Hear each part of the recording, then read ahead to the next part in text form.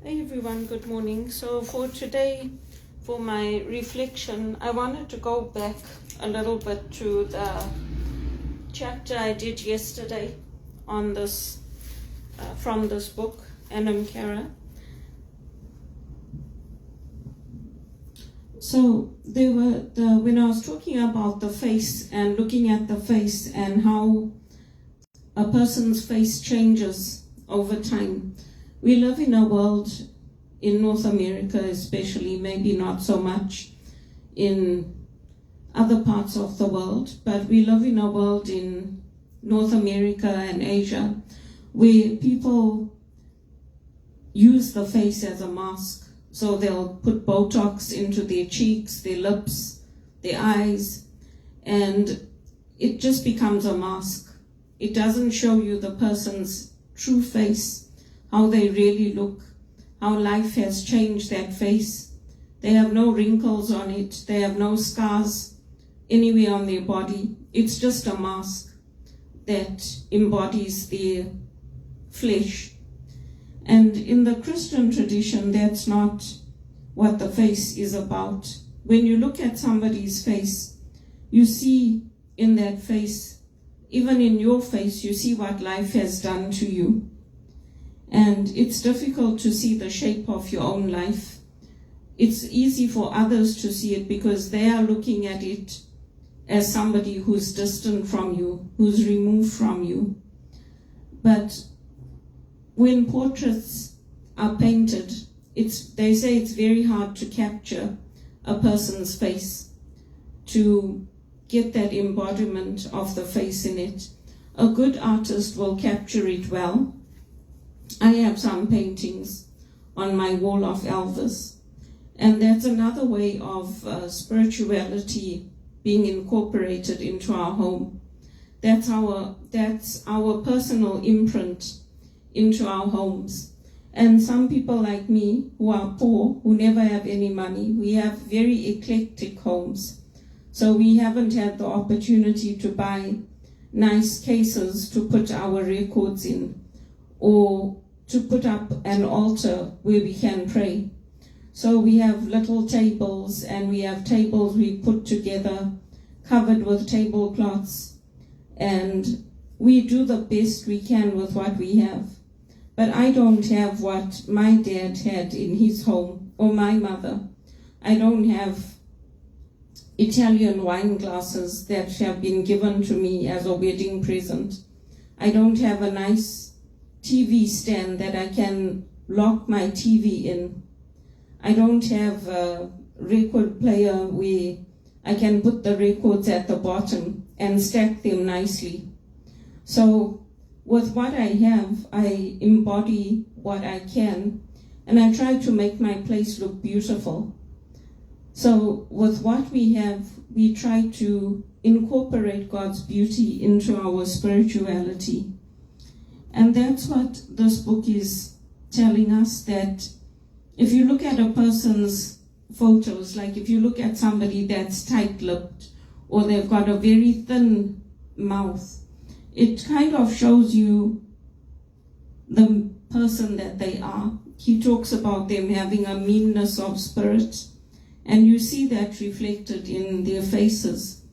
And if you look at our photos, you can see, even if I take my photos, I can look back at the photos and see the times I was happiest with my long hair and my dress.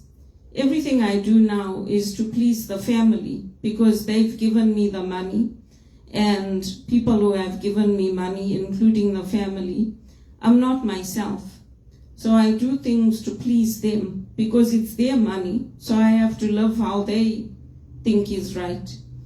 And when you are in a financial position that's better, you don't have to do that because it's your money, you earned it. Not to say that I'm a bad person, but even things like cutting my hair. I don't like my hair short. There are other people in the family who like short hair. I like long hair. But because it makes them happy and they like it, I do it because they've given me their money. So there are these things that happen in society. Even if you look at the the Nazarites, or if you look at some of the other ancient Indian religions, in some of the Jewish texts, they kept their hair long to honor God.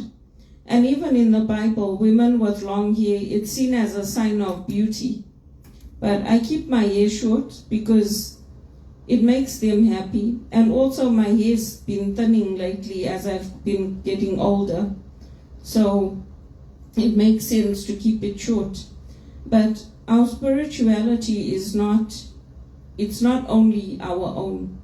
It's also made up of the people around us, the things that we have grown up with. And I didn't have to keep sacred things in my home. Those were my choices, to have statues, to have sacred objects. And those objects change the presence in my home. They change the atmosphere. They bring a blessing into my home. So those are some of the things that he's talking about in this book when he's talking about how it is that we embody our spirituality.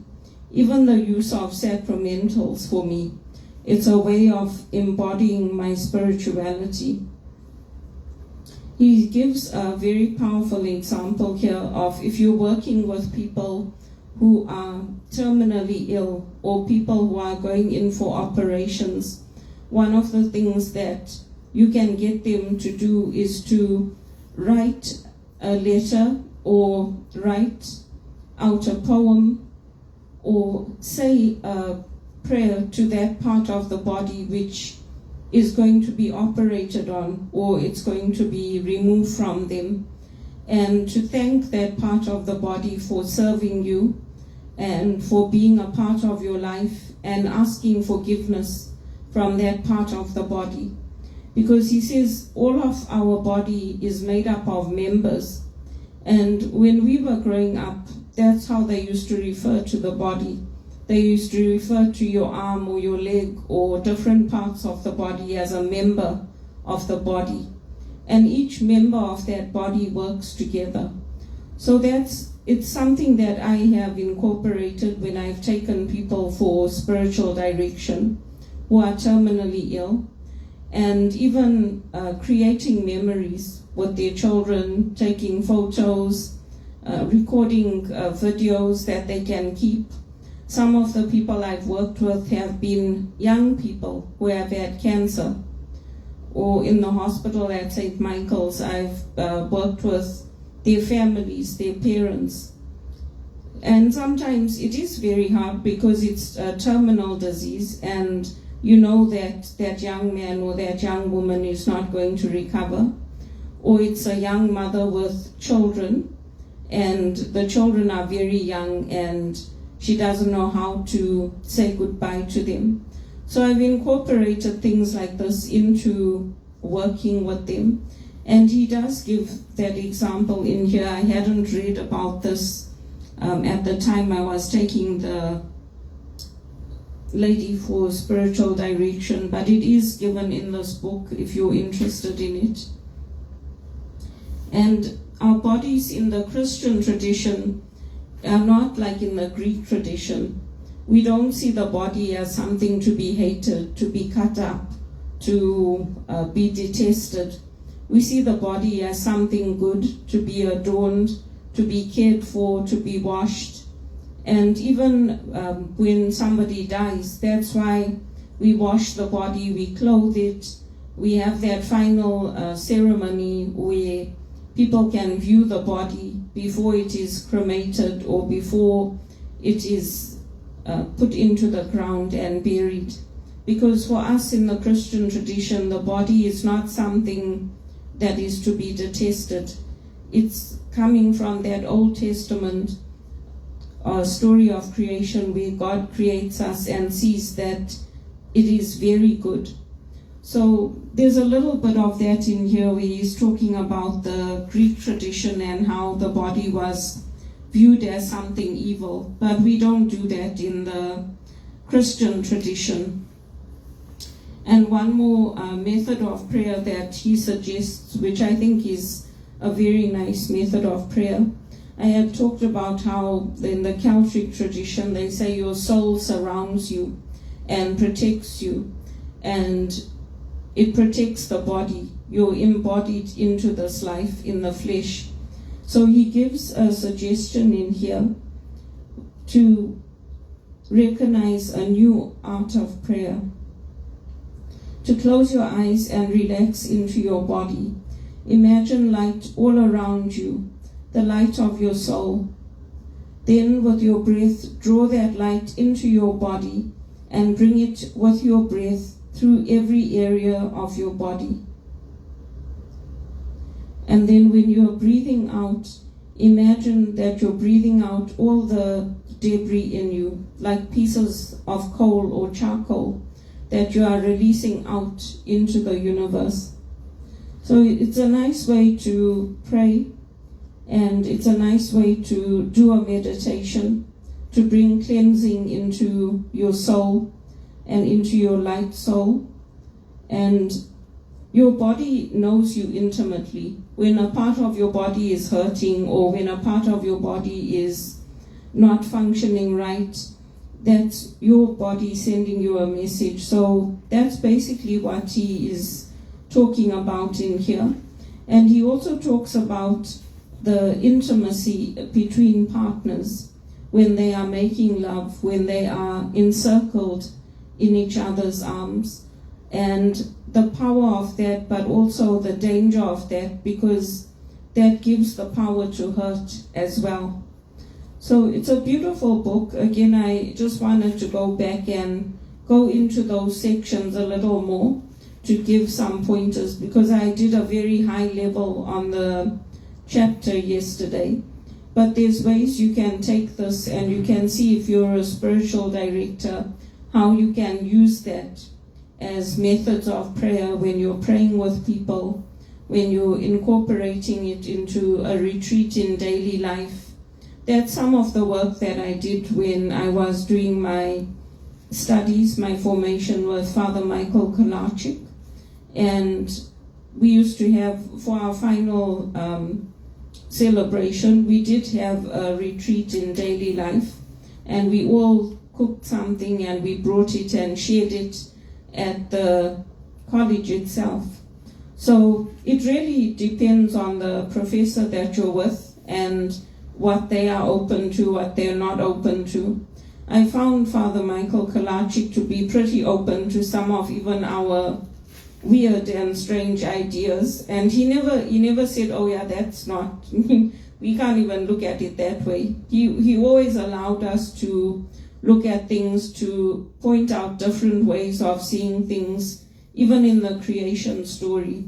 So that's what I liked about working with him. And I see he's giving a course. Well, he's not giving, it's going to be pre-recorded, but him and Father Gordon Rickson both have courses coming up. So if people are interested, it's something that maybe you could see whether you could enroll in it.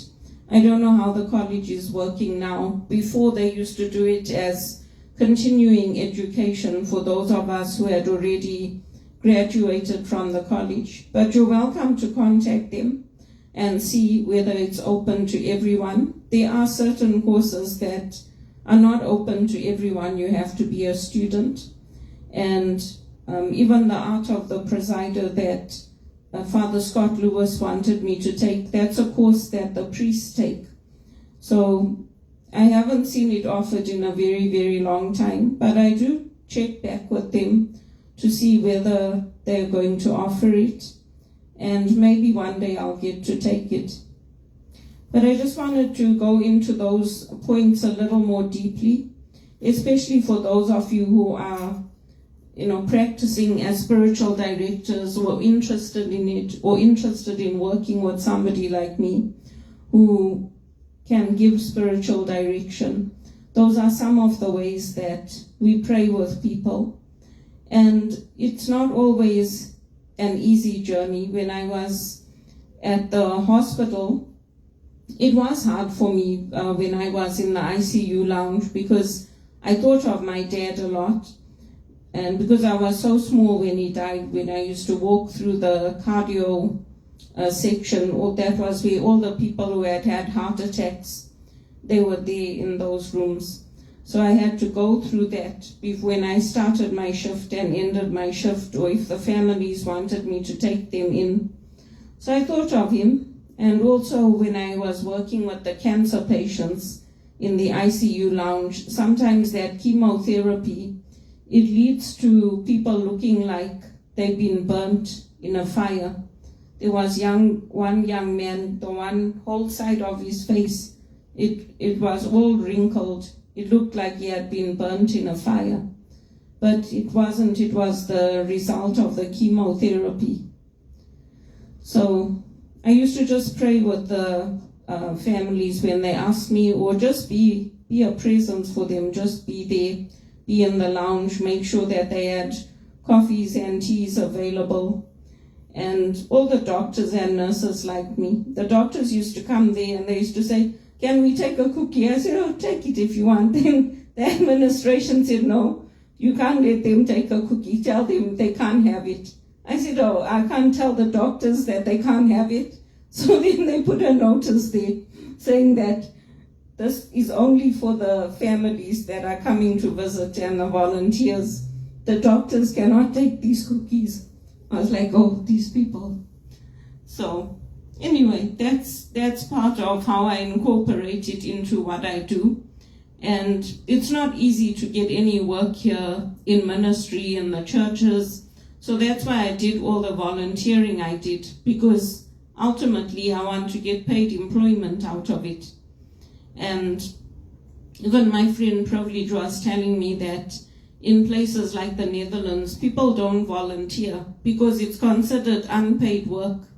So people don't volunteer. The only time they volunteer is if they need it for like community hours, or if they are unemployed, sometimes they have to show that they're volunteering.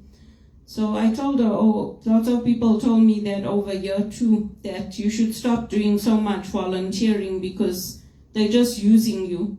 But I felt that you're just sitting at home, at least do something, use your skills, and hopefully down the line that will help you to get something that's paid, and you're also helping others. So anyway, each country is different. I still don't seem to be able to get any work, and I'm still applying. I had hoped that maybe I could get something in America. But the Americans are like the families I met here. They're like, oh, my daughter can't get a job, so why should you get a job here? I'm like, oh, why do you even bring immigrants into your country? Because you bring us here and then you treat us very, very badly. You pay us poorly. You don't help us to come up. You don't help us to get the education. You don't even employ us in your churches. So it's very distressing, actually. But anyway, as you can see, there are some beautiful techniques and there are beautiful skills that you can use to incorporate into your prayer. And it's something that you can even do at home. It's just that when I work with people in retreats or when I'm doing accompaniment, I incorporate some of these methods of prayer. And it's reflected in this book as well. So I thought I would leave you with that. And each member of our body is an important member of our body. And it's important to care for the body.